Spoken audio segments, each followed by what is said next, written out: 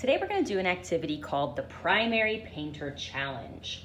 Now the Primary Painter Challenge means that you are trying to create every single color wheel color, including secondary colors, orange, green, and violet, as well as all the intermediate colors, yellow orange, red violet, blue green, and yellow green. We are going to do these colors using only primary colors, yellow, red, and blue, and a little bit of white, just for fun. Now, the way we're going to do our challenge today is in a stripe design. So we're going to be using some horizontal lines that go across our paper that are all different colors of the color wheel. So to start out, I'm going to kind of do the secondary colors first. Those are the ones we're maybe most familiar with. And then we can try some of the intermediate colors. Now, I'm not going to show you how to mix every single color today. That's kind of part of the challenge, is that you're going to have to experiment on your own to figure out how much of each paint color you need to create some of these colors. That's a very, very important skill for an artist. So I'm just very carefully removing the lids of my paint so that I'm not making a mess or breaking the plastic cups. Now I think the first color that I'm going to try to use is green. So I know that to make green I need to use yellow and blue.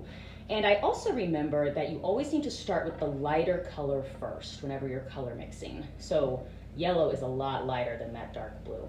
I'm just going to dip my brush, and I can actually start anywhere on my paper. I think I'll probably start kind of towards the top. And I'm just going to create that horizontal line with my lighter color.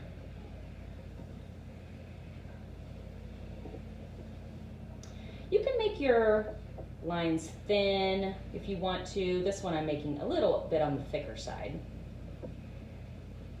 with lots of nice creamy paint. We don't want to have a dried out brush when we're doing this. Next, I'm going to wash my brush carefully without splashing, wipe it on the side, and then use my towel to dry it off. And now I'm going to add a tiny, tiny, tiny bit of blue. You really don't need very much of that darker color. And then I'm just going to kind of tap that through the stripe so that it will blend a little more evenly. Now here's a really good tip for using tempera paints when you're blending.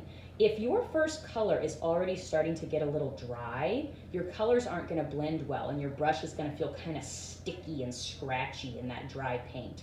So sometimes I like to add just one dip of water to help my paints be a little more smooth as I blend. And you can probably tell I'm trying really hard to make my lines nice and straight, kind of nice and neat,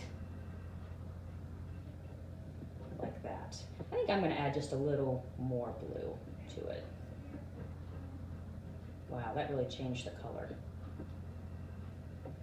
All right, so I have green now on my Primary Painter Challenge, and the next color that I'm going to try to do is yellow green, all right? Because I'm going to try to create several different kinds of greens using still the same two paints.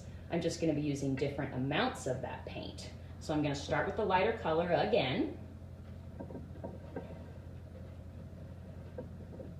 Green.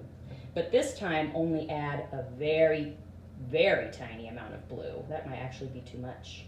Wipe it off. And we'll blend that. Yes, perfect.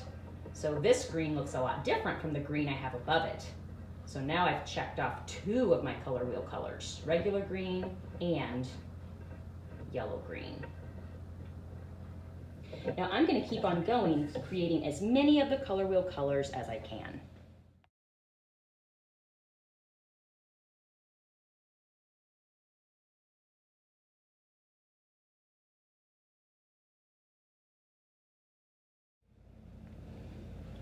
I'm almost finished with most of my color wheel colors, but I wanted to show you a couple more tips about how to make your Primary Painter Challenge more beautiful.